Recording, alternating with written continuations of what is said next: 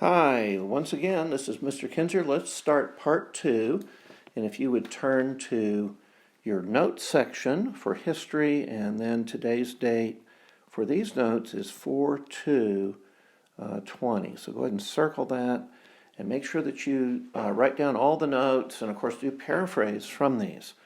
To begin with, we're going to do a little review and touch on some things that are very important as we consider how the Greeks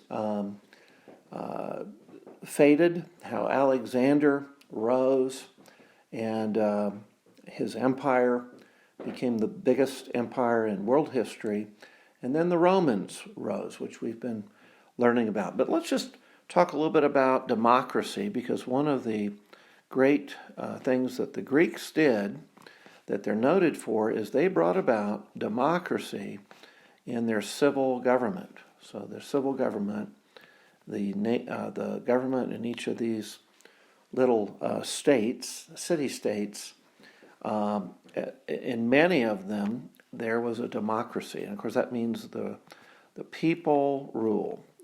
The people, demos, and rule, ocracy.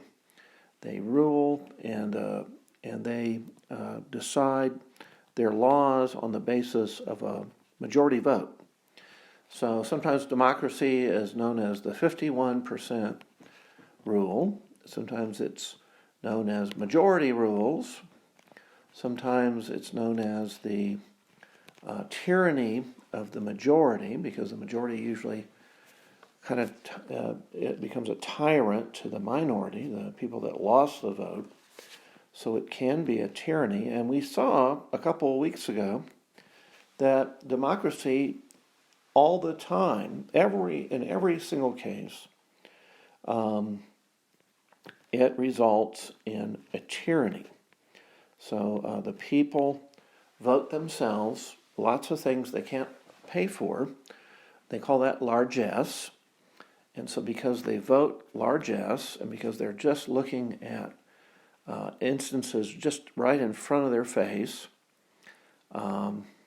because they're just very short-sighted and they vote largesse, they go into debt. So one of the terrible fruits of democracy, which we see every single time we see a democracy, is we see public debt. And usually the debt becomes so overwhelming that the people then accept a tyrant who can get them out of debt. The tyrant will solve the problem. So that makes sense, because man is sinful. Why would you want, what do you think, just because you've got 1 million people that are voting, that, hey, you've got 1 million sinful people that are voting? And because man is sinful, democracy won't work. And men tend to vote short term. They're just looking at what happens tomorrow, or at most, a month from now. They're not looking down the road years from now, what is the fruit of what we're doing today. They don't tend to do that. They're tending to want to get elected.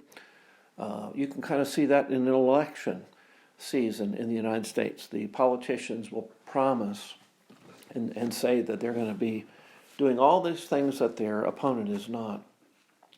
And very few of them are talking about, hey, 50 years from now, what's going to result from what we've done. So because of that, the Greeks went through this cycle, and we call this crazy cycle in a sense. It's not a crazy cycle, but it's a crazy cycle of government. Crazy cycle of government, because they go in a cycle and they go into becoming ruled by a tyranny, and then that tyrant would be overthrown, and they'd have an oligarchy or an aristocracy, and then eventually the people again would become a democracy, and then the democracy would be corrupted, and they would vote themselves largesse in debt, and a tyrant would have to restore order.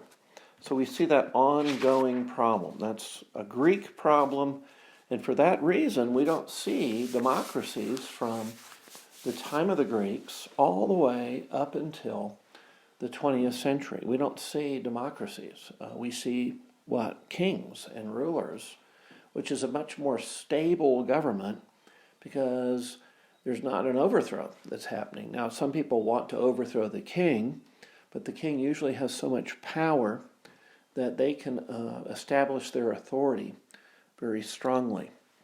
So we come to Alexander, and one of the reasons that Alexander was able to attack the Greeks and become successful and then move on conquering the rest of the world was that the Greeks had, through their lack of unity, they had fought each other all through a period there called the Peloponnesian Wars.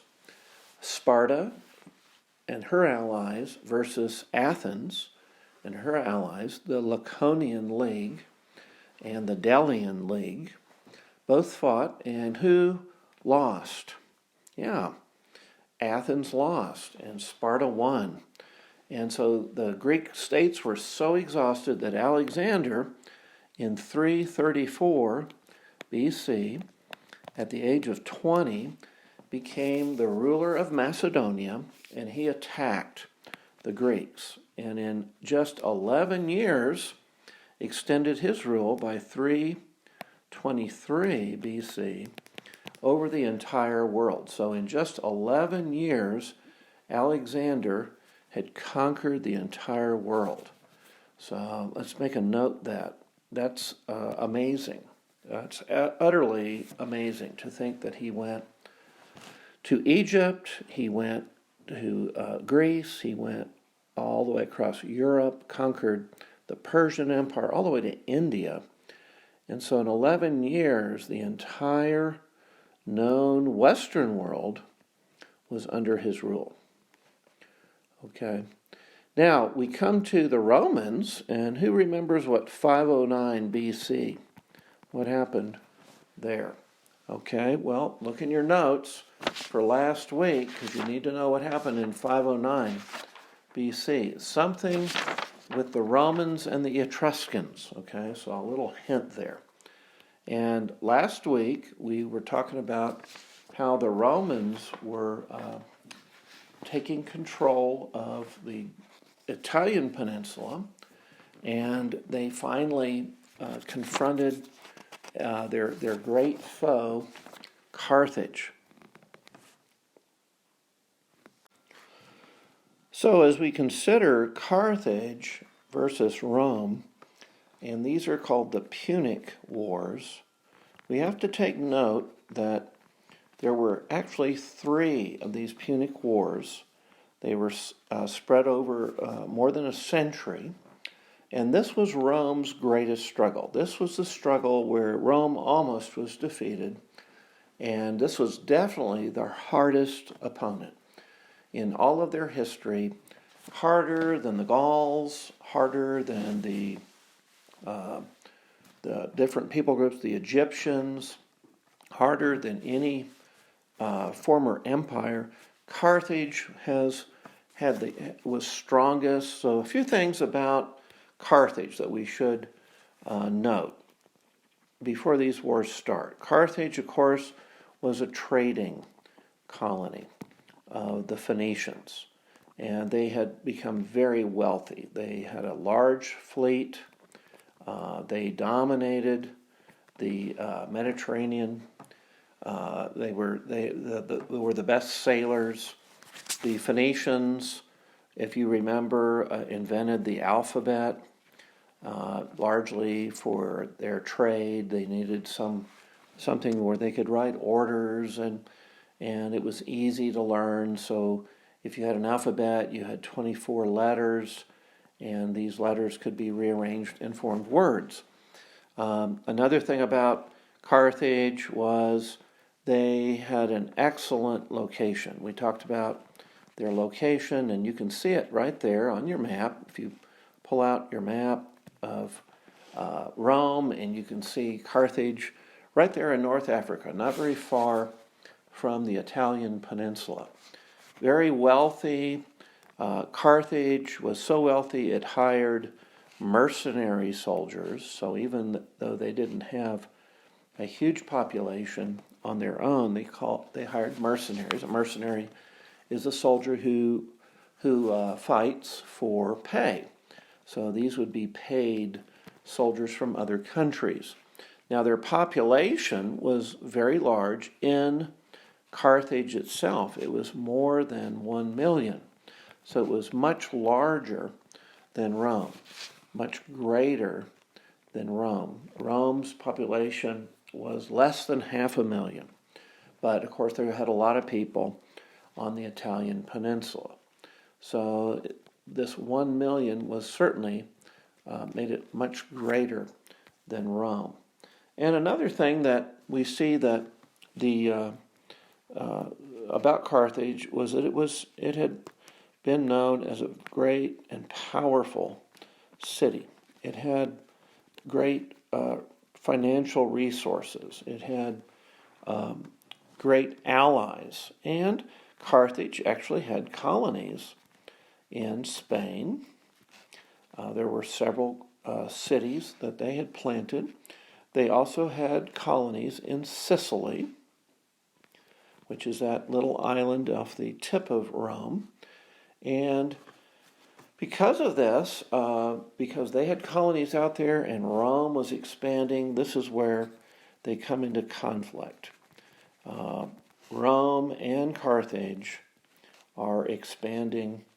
And remember the way Rome did things. They would attack first. They would attack because they tended to be very aggressive, and they tended to worry. If they didn't attack first, the other guy would attack them and do them in. So it was if you had Rome as your neighbor, you ought to be kind of worried. You ought to be real worried most of the time. You're going to have to watch Rome like a hawk.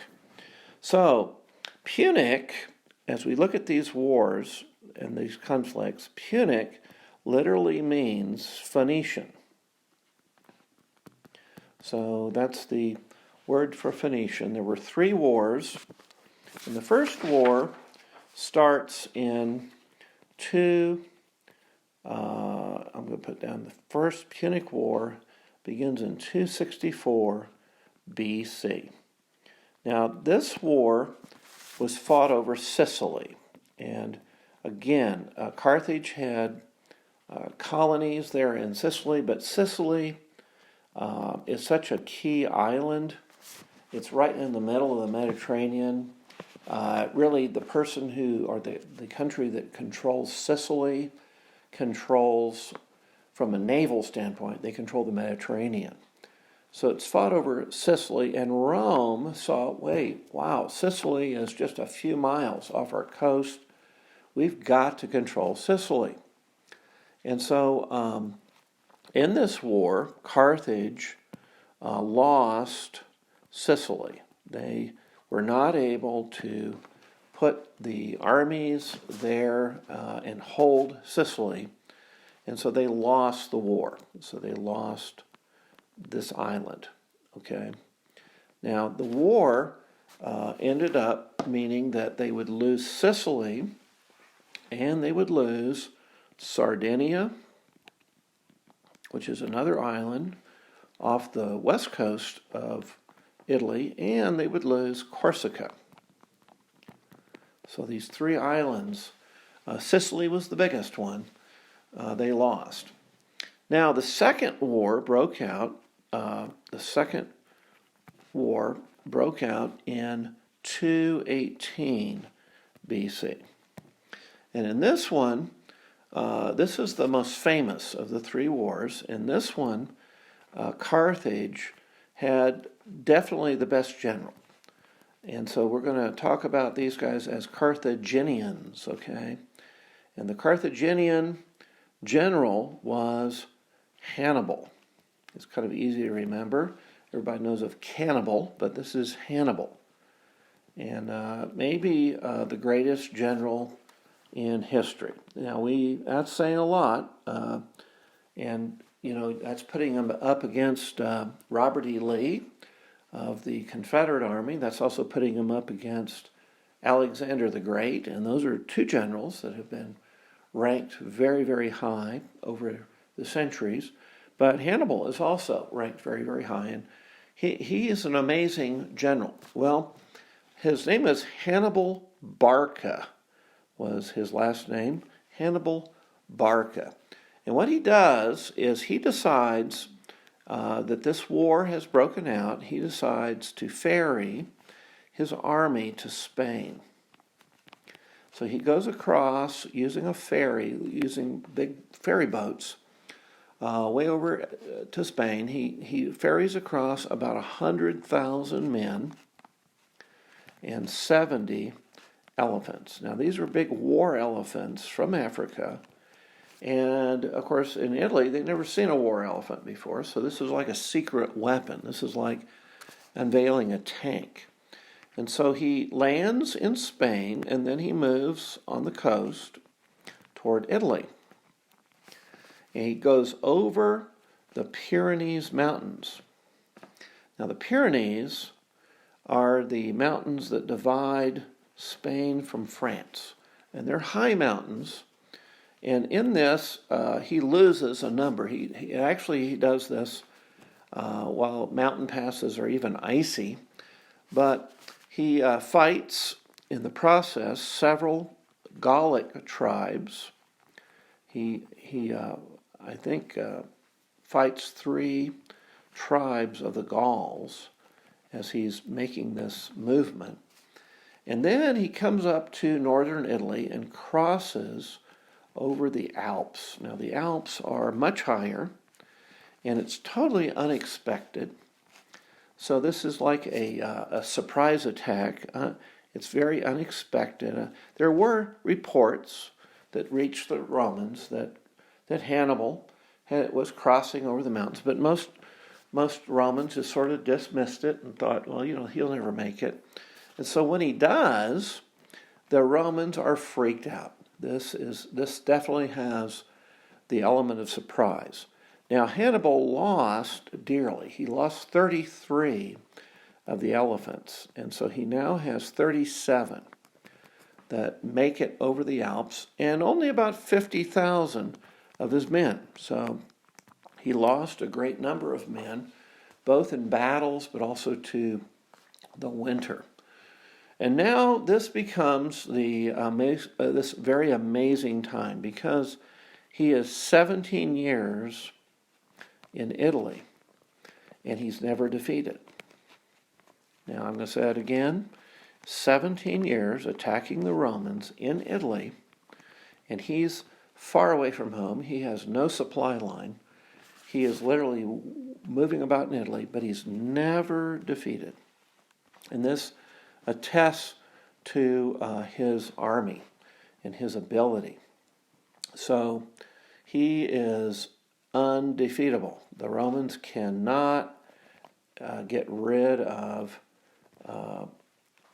Hannibal. And so the most famous, the greatest battle that he fights is in the history books and as one of the great battles of all time. And he battles an entire Roman army at the Battle of Cannae. And in this battle, in one day, it's a one-day battle, Hannibal selects the battlefield. He positions his men. He even gets the way that they fight and the time that they're going to fight the Romans. He even arranges so that the sun is kind of at a certain point in the sky and will shine into the eyes of the Romans and kind of make it difficult for them to fight. And so in one day, he massacres, with his men, he massacres in this one-day battle 70,000 Romans. They kill every single Roman. They surround them, and they massacre the army. I'm sorry, I meant 75,000. Excuse me. This is an incredible number when you think that and this was with swords and spears and war elephants and arrows. When you think that in 3 days, the greatest battle the United States has ever been in terms of loss of life, the biggest losses were at Gettysburg. And about 51,000 men died in 3 days. At D-Day, which was the biggest single day of loss in World War II, on the beaches of Normandy, on Utah Beach, Omaha Beach, and the various beaches that U.S., Great Britain, the Canadians, all landed on those beaches, Sword, Juneau. On those beaches, they lost 6,000. Well, the United States lost 6,000. We had the heaviest losses. So look at 6,000 in one day versus 75,000 Romans. Now, a legion is 6,000 men. There's 6,000 men in a legion. And so you had just lost what? Wow. You lost 12 legions. That's just unheard of. That never had happened before, never had happened since. So Rome doesn't surrender. And here's the thing about them. Even though Hannibal is awesome in his strategy, Rome never surrenders. And so this was almost unheard of, that you would have these kind of losses. You never defeat the enemy army, and the enemy's moving freely in your territory. I wouldn't say freely, but he's moving. He's not ever defeated, and yet you never surrender in 17 years. So the Romans were successful in that they kept an army in the field. They fielded an army. They were a little bit like George Washington in the War for Independence. Washington rarely ever had a victory. He had about 3 the entire war, and he mostly had defeats, but he always had an army in the field. So Rome always fielded an army, and secondly, they never lost the city of Rome. They were always able to keep Hannibal out of that area. Now, the thing that ends this war is that in a Roman general called Scipio decides he's going to try the same attack, same strategy that Hannibal has tried. And so he's a Roman, and he decides, to take an army over to Carthage. And he lands this army in Africa. And that just freaks out the Carthaginians, And so Carthage, their Senate meets, and they recall Hannibal. They call him home, and Hannibal has to leave his army in Italy, and he now commands an army of mercenaries and kind of like a militia army in Africa. So it's they're not as well trained. They're not used to the command structure or him at all. He's been gone 17 years. So he commands this militia army, and they lose at the Battle of Zama. Now, Zama is fought in 202 BC. I think it's 202. It might be 201. Yes, it is 201. Let me correct that. So it's 201 BC. It's kind of easy to remember. Zama is the defeat. And with that, Hannibal has been defeated, and Hannibal then escapes. And he escapes to Greece. He runs off to Greece, and the Romans literally hunt him down later and kill him because they have to have him killed. Now, in our next tape, I'm going to go into what happens there at Cannae. So you can kind of see the strategy of this amazing general.